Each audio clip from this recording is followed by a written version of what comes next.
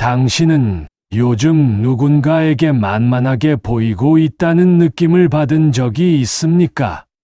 참아왔던 말을 쉽게 무시당하거나 아무렇지 않게 선을 넘는 사람들을 경험한 적 있으십니까? 나이가 들수록 내가 부드러워서가 아니라 대상이 약하다고 여겨져서 무례가 향할 때가 있습니다. 그럴 때 당신은 어떻게 대응하십니까? 오늘 영상은 그 질문에서 출발합니다. 구독과 좋아요는 저희 채널에 큰 도움이 됩니다. 그리고 우리는 시대의 큰 스승이었던 정약용 다산 선생의 깊은 말과 삶에서 그 해답을 찾아보려 합니다. 다산은 말합니다.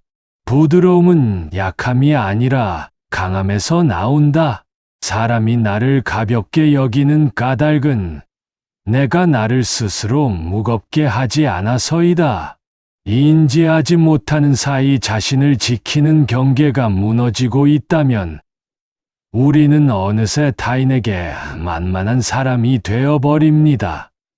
특히 5070대에 접어들면서 은퇴, 자녀 독립, 역할 변화 등 인생의 전환기를 맞이할 때 이 경계는 더욱 흐릿해지기 쉽습니다.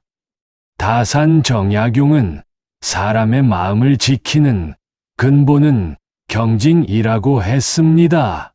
경징은 단순히 타인을 공경하는 것이 아니라 먼저 자기 자신을 바로 세우는 일입니다.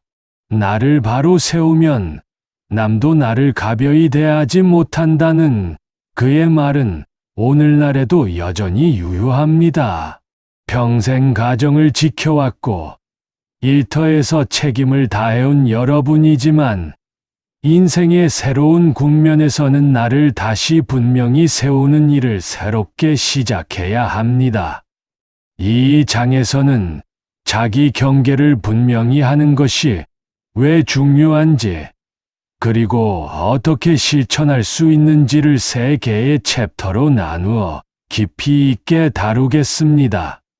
50대 이후의 삶은 이전과는 다른 도전을 마주하게 됩니다.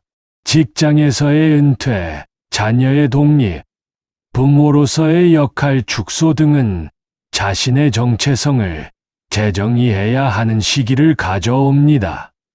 나는 누구인가? 라는 질문 앞에서 많은 사람들이 답을 찾지 못합니다. 과거에는 회사 부장, 새 아이의 아버지, 집안의 기둥이라는 명확한 정체성이 있었지만 이제는 그 역할들이 약해지거나 사라졌습니다. 정체성이 불분명해지면 자연스럽게 자기 경계도 흐릿해집니다.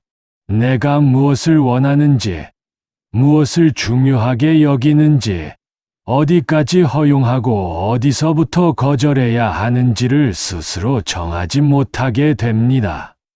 사례 은퇴 후 심부름꾼이 된 김 선생. 김 선생 62세는 대기업에서 30년 넘게 근무하다 정년퇴직했습니다. 은퇴 후 처음 몇 달은 좋았습니다. 아침에 늦잠도 자고 평소 하지 못했던 등산도 다녔습니다. 그러나 시간이 지나자 아내는 집에 있으면 장이라도 봐줘라고 했고 자녀들은 아빠, 아이들 유치원 데려다 줄 수 있어? 라고 부탁했습니다. 친구들은 시간 많으니까 우리 모임 총무 좀 해줘라고 했습니다. 김 선생은 거절하지 못했습니다. 내가 이제 쓸모없는 사람이 되는 건 아닐까? 라는 두려움이 있었기 때문입니다. 그렇게 1년이 지나자 그는 자신이 누구의 심부름꾼이 되어버렸음을 깨달았습니다. 김 선생처럼 많은 사람들이 역할 상실 이후 자신의 가치를 입증하기 위해 타인의 요청을 무분별하게 수용합니다. 이것이 경계가 무너지는 첫 번째 이유입니다. 한국 문화에서 체면과 관계는 매우 중요한 가치입니다. 특히 5070대는 평생 이 가치를 중심으로 살아왔기에 이를 지키는 것이 습관처럼 몸에 배어 있습니다. 문제는 체면을 지키려는 노력이 자기 경계를 무너뜨린다는 점입니다. 안 된다고 하면 사람들이 나를 이기적이라고 생각하지 않을까? 거절하면 관계가 멀어지지 않을까? 도와주지 않으면 나쁜 사람으로 보이지 않을까? 이런 생각들이 반복되면서 자신이 진짜로 원하는 것과 원하지 않는 것의 구분이 흐려집니다. 다사는 체면은 거칠해요. 경징은 안칠하다라고 했습니다. 체면을 유지하기 위해 나를 굽히는 것은 진정한 존중이 아니라는 뜻입니다. 진정한 존중은 나 자신을 바로 세우는 데서 시작됩니다. 사례 친구의 부탁을 거절하지 못한 이 여사 58세는 평생 친구들 사이에서 착한 사람으로 통했습니다. 친구가 어려움에 처하면 언제든 달려갔고 부탁을 거절한 적이 거의 없었습니다. 그러다 한 친구가 금전적 도움을 요청했습니다. 이 여사는 남편 몰래 저축한 돈을 빌려줬습니다. 그런데 그 친구는 약속한 날이 되어도 돈을 갚지 않았고 연락도 점점 뜸해졌습니다. 이 여사는 친구에게 독촉하지 못했습니다. 독촉하면 관계가 깨질까봐 두려웠기 때문입니다. 결국 돈도 잃고 친구도 잃었습니다. 관계를 지키려다 자신을 잃는 것. 이것이 경계가 흐릿해지는 두 번째 이유입니다. 나이가 들면서 많은 사람들이 내 의견이 더 이상 중요하지 않다고 느낍니다. 사회는 점점 젊은 세대 중심으로 돌아가고 기술 변화는 따라가기 어렵고 가족 내에서도 결정권이 약해집니다. 이런 무력감은 자기 경계를 더욱 약화시킵니다. 내가 뭐라고 말해봤자 들어주지 않을 것 같아. 내 기준을 내세우면 꼰대처럼 보일까봐. 이 나이에 새로운 것을 시작하기엔 너무 늦었어. 이런 생각들은 자신을 점점 더 수동적이고 방어적인 존재로 만듭니다. 그리고 주변 사람들은 이런 무력감을 감지하고 더 쉽게 당신을 대하게 됩니다. 다사는 나이는 숫자일 뿐, 경징의 깊이는 세월과 무관하다고 했습니다. 자기 존중은 나이가 아니라 자기 자신을 얼마나 진지하게 대하는가에 달려 있습니다. 5070대는 평생 타인을 위해 살아온 세대입니다. 부모를 봉양하고 자녀를 키우고 가족을 먹여 살리는 일이 최우선이었습니다. 이 과정에서 나는 늘 뒷전이었습니다. 문제는 이 습관이 자녀가 독립하고 은퇴한 이후에도 계속된다는 점입니다. 자녀가 연락하면 무조건 달려갑니다. 손주를 돌보는 일이 당연하다고 생각합니다. 배우자나 가족의 요구를 거절하지 못합니다. 타인 중심적 사고는 미덕이지만 자기 경계가 없는 타인 중심은 자기 소멸입니다. 사례 손주 육아에 지친 박 여사. 박 여사 65세는 딸의 부탁으로 손주를 돌보기 시작했습니다. 처음에는 좋았습니다. 손주와 함께 있는 시간이 행복했습니다. 그런데 시간이 지나면서 육아는 부탁이 아니라 당연한 일이 되었습니다. 딸은 엄마, 내일 늦을 것 같은데 아이 좀 봐주세요라고 연락 없이 맡기기 시작했고, 박 여사는 자신의 약속을 취소하며 손주를 돌봤습니다. 어느 날 박 여사는 무릎 통증으로 병원에 가야 했지만 딸에게 말하지 못했습니다. 딸한테 부담 주기 싫어서였습니다. 타인을 위한 희생이 자기 경계를 무너뜨리는 것, 이것이 경계가 흐릿해지는 네 번째 이유입니다. 다산 정약용이 말한 경징은 단순히 조심스럽게 행동하거나 타인을 공경하는 것이 아닙니다. 경징의 본질은 나 자신을 바로 세우는 일입니다. 다산은 이렇게 말했습니다. 경징이란 스스로를 바로 세우는 일이다. 나를 바로 세우면 남도 나를 가벼이 대하지 못한다. 여기서 바로 세운다는 것은 다음을 의미합니다. 자기 기준을 명확히 한다. 무엇이 옳고 그른지, 무엇을 원하고 원하지 않는지를 분명히 안다. 자기 시간을 존중한다. 내 시간은 타인의 편의를 위한 빈 공간이 아니다. 자기 감정을 인정한다. 불편하면 불편하다고 말하고 거절할 권리를 갖는다. 경징은 자기 존중의 다른 이름입니다. 그리고 자기 존중이 있을 때 타인도 당신을 존중합니다.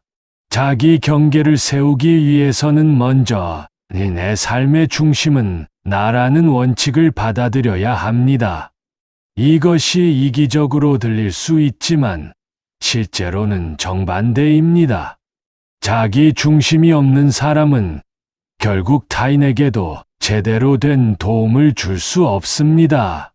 다산은 자기 몸을 바로 세우지 못하면 남을 바로 세울 수 없다고 했습니다. 나 자신이 건강하고 균형 잡혀 있을 때 비로소 타인에게도 진정한 도움이 될 수 있습니다. 경계 설정의 세 가지 핵심 원칙. 원칙 1. 내 우선순위를 명확히 한다.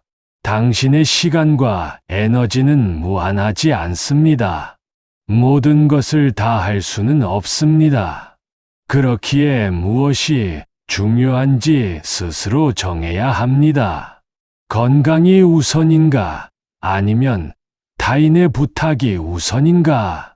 내 휴식이 중요한가? 아니면 자녀의 요구가 우선인가? 내 취미 활동이 필요한가? 아니면 의무적인 모임이 우선인가? 이 질문에 답할 수 있을 때 당신은 선택의 기준을 갖게 됩니다. 원칙 2. 거절은 권리이지 죄가 아니다. 많은 사람들이 거절을 나쁜 일이라고 생각합니다. 하지만 거절은 자기 보호의 기본적인 수단입니다. 이번에는 어렵겠습니다. 지금은 제 시간이 부족합니다. 그 일은 제가 할 수 있는 범위가 아닙니다. 이런 말들은 완전한 문장입니다.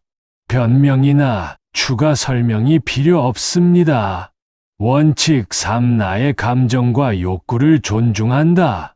당신이 불편하면 그것은 중요한 신호입니다. 그 신호를 무시하지 마세요. 이 일을 하면 내가 지칠 것 같아. 거절하세요. 이 사람과 있으면 기운이 빠져. 거리를 두세요. 이 요구는 내 한계를 넘는 것 같아. 명확히 말하세요. 감정은 나침반입니다. 그것이 가리키는 방향을 따라가세요. 많은 사람들이 거절할 때 죄책감을 느낍니다. 하지만 당신이 책임져야 할 것은 당신의 삶입니다. 타인의 기대나 실망을 당신이 모두 책임질 수는 없습니다. 감정적 부담을 덜어내는 문장. 제가 도와드릴 수 없는 상황이라 아쉽지만 다른 방법을 찾으셔야 할 것 같아요. 저도 제 시간과 건강을 챙겨야 하는 시기입니다. 이해해 주셔서 감사합니다. 이런 문장은 당신의 결정이 합리적이고 정당하다는 것을 상대방에게 알립니다. 3. 반복되는 요청에 대처하는 법. 어떤 사람들은 한 번 거절해도 계속해서 같은 요청을 합니다. 이럴 때는 더 강한 경계가 필요합니다. 반복 요청. 대처 문장. 이미 말씀드렸듯이 그 일은 제가 할 수 없습니다. 제 답변은 이전과 동일합니다. 더 이상 이 주제로 대화하고 싶지 않습니다. 반복되는 요청 앞에서도 일관성을 유지하세요. 일관성은 당신의 경계가 진짜라는 것을 증명합니다. 경계는 한 번 세운다고 끝나는 것이 아닙니다. 매일의 습관으로 유지되어야 합니다. 습관 1. 매일 아침 나의 우선순위 점검하기. 하루를 시작하기 전 5분만 시간을 내어 자신에게 물어보세요. 오늘 나에게 가장 중요한 일은 무엇인가? 오늘 내가 지켜야 할 경계는 무엇인가? 오늘 나를 소진시킬 수 있는 요청은 무엇인가? 이 질문들은 하루를 내 중심으로 살아가게 합니다. 습관 2. 즉답하지 않기. 많은 사람들이 부탁을 받으면 즉시 답합니다. 그리고 나중에 후회합니다. 즉답 대신 이렇게 말하세요. 생각해보고 연락드리겠습니다. 일정 확인 후 답변 드릴게요. 오늘 저녁에 답을 드려도 될까요? 시간을 두고 생각하면 진짜 내가 원하는 답을 찾을 수 있습니다. 습관 3. 주간 경계 점검 시간 갖기.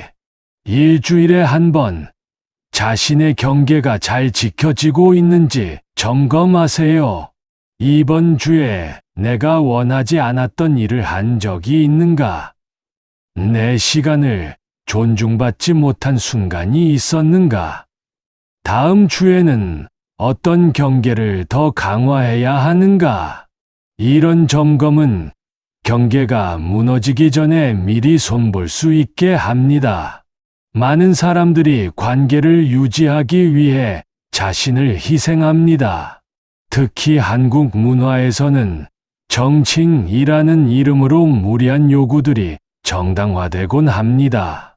하지만 진정한 관계는 서로의 경계를 존중할 때 건강하게 유지됩니다. 실천 방법 1. 하기 싫은 일을 명확히 하기. 먼저 자신이 절대 하기 싫은 일의 목록을 만드세요. 예시, 금전적 보증이나 대출, 주말마다 손주 돌보기, 타인의 집안일 대신해주기, 의미 없는 모임 참석, 내 건강을 해치는 요청. 이 목록은 당신의 레드라인입니다. 누가 요청하든 이 선을 넘는 것은 거절하세요. 실천 방법. 이 거절의 기술 익히기. 거절은 기술입니다. 연습이 필요합니다. 거절의 3단계 화법. 1단계 감사 표현. 부탁해 주셔서 고맙습니다만, 저를 믿고 말씀해 주셔서 감사하지만. 2단계 명확한 거절. 제가 도와드리기 어려울 것 같습니다. 이번에는 어렵겠습니다. 3단계 간단한 이유 선택사항. 제 사정상 어렵습니다. 지금은 제 시간을 다른 곳에 써야 할 때입니다. 중요 이유는 길게 설명할 필요가 없습니다. 과도한 설명은 오히려 변명처럼 들리고 설득의 여지를 줍니다.